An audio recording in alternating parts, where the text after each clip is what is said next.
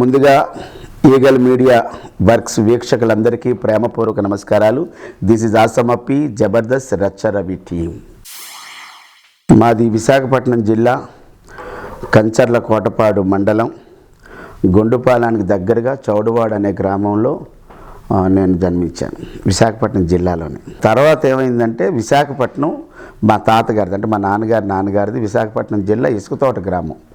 అక్కడికి మేము ఉన్నాం. 1971లో ఇసుకతోట నుంచి అక్కయ్యపాలెం షిఫ్ట్ అయిపోయాం వ్యాపార నిమిత్తం. మా నాన్నగారు ఒక హోటల్ రన్ చేసేవారు. అలా వచ్చాం.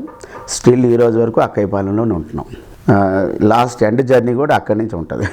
చదువు అయితే నేను అన్ని ఇన్స్టాల్మెంట్లు మీద చదువుకున్నాను. అంటే నేను చదువుకోకుండా అంటే అల్లర్చిల్లరగా తిరగలేదు మొదటి నుంచి కూడా.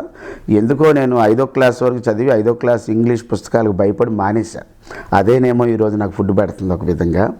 తర్వాత మా మేనమామ గారు దెబ్బలాడారు, రే నువ్వేం చదువుకున్నావురా, కాదు చదువు ఉండాలని చెప్పి మా మేనమామ ఏంటంటే మెట్రికులేషన్లో జాయిన్ చేశారు.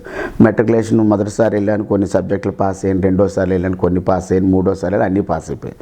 అలా మెట్రికులేషన్ అయిపోయింది. దాని తర్వాత టైప్ హైర్ పాస్ అయ్యాను, లోవర్ హైర్ రెండు పాస్ అయ్యాను. ఆ తర్వాత మళ్ళీ మెట్రికులేషన్తో నేను ఆటోమోటివ్ మ్యానుఫ్యాక్చర్స్ వైజాగ్ ఆటోమొబైల్ కంపెనీలో జాయిన్ అయినప్పుడు అక్కడ వేదుల శంకర భరద్వాజ్ గారని, ఆయన బాగా మేధావి, LLB చదువుకున్నాడు. క్యాషియర్గా ఉద్యోగం చేసుకుని LLB చదివాడు ఆయన అన్నాడు, అప్పారావు నీకు నేను బుక్స్ ఇస్తాను, PUC చదవరాను. అలాగే ఆయన ఇచ్చిన బుక్స్తో నేను PUC పాస్ అయ్యాను. దాని తర్వాత నా కోరిక ఏంటంటే MA చదవాలని ఉండేది, అది అవ్వలా. కానీ డిగ్రీకి వెళ్ళాం, BAకి వెళ్ళా, అన్నీ పాస్ అయిపోయి ఇంగ్లీష్ ఒకటి ఉండిపోయింది మళ్ళీ. అది మళ్ళీ ప్లస్ అయింది. అంటే నేను చదువుకుంటే నేను 1980లో at the age of 13 years మా నాన్నగారు తీసుకెళ్ళి ఒక ఆటోమొబైల్ షాప్లో పెట్టారు. ఆ షాపు ఓనర్ గారి దగ్గర మా నాన్నగారు ఉద్యోగం చేసేవారు. ఏది పోర్ట్ ఎంప్లాయ్, పోర్ట్లో ఒక ప్రైవేట్ కంపెనీలో జాబ్ చేసేవారు. అలాగా సర్దార్జీ గారు షాప్లో పెట్టారు. 80 to 85 అక్కడే నేను, అంటే అప్పుడు 90 రూపీస్కి జాయిన్ అయ్యాను. 2000లో 250 ఇస్తే ఉండిపోతానండి, వేరే కంపెనీలోకి వెళ్ళను అంటే అంత ఇవ్వలేనంటే ఆ 200కి మానేసి 310 రూపాయలకి ఆటోమోటివ్లో జాబ్ వచ్చింది. అక్కడ 85 నుంచి 2000 వరకు 15 ఏళ్ళు సర్వీస్ చేశాను ఆటోమొబైల్. 1980 to 2000 వరకు అంటే టోటల్గా 20 ఏళ్ళు జాబ్ చేశా. 94-95 ఆంధ్ర యూనివర్సిటీ రంగస్థల విభాగంలో డిప్లొమా ఇన్ యాక్టింగ్ స్టూడెంట్గా నేను జాయిన్ అయ్యాను. అక్కడ నా అదృష్టం ఏంటంటే రంగస్థలంలో చాలా గొప్ప పేరున్నటువంటి వ్యక్తి డాక్టర్ అత్తిలి కృష్ణారావు గారు, డాక్టర్ రామవరపు శరత్ బాబు గారు, డాక్టర్ గోపాలకృష్ణ గారు అబ్బూరి, అండ్ ఆర్వి బాలసుబ్రహ్మణ్యం గారు. ఇంకా నాకు సినిమా జీవితాన్ని ప్రసాదించి నేను నటుడిని అని ఈరోజు నేను చెప్పుకుంటున్నానంటే కారణం the one and only reason my god father, my behind. నేను తింటున్న ప్రతి ముద్దలో ప్రతి మెతుకిచ్చింది నా గురువు, the famous film star coacher AP and Telangana Shri L. Satyananda master గారు.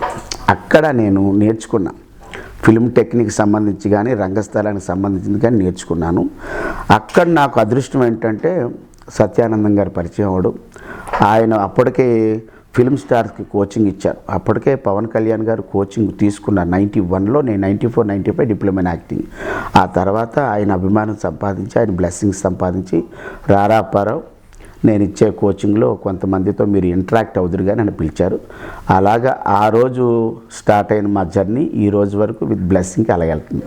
నేను అసలు మొట్టమొదటి రంగస్థలం మీద అడుగు పెట్టింది 1984. నా మొట్టమొదటి నాటిక మంచం మీద మనిషి టైటిల్ రోల్ చేశా. ఇంకా అక్కడి నుంచి ప్రతి ఏడాది మే 1వ తారీఖున మా అక్కయ్యపాలెంలో మాదేటి గార్డెన్స్లో శ్రీ గౌరీ సేవా సంఘం మరియు గ్రంథాలయం ఉండేది. వాళ్ళు మేడే వార్షికోత్సవం చేసేవారు. ఆ టైంలో ఒక నాటిక వేయడం ఆనవాయితీ.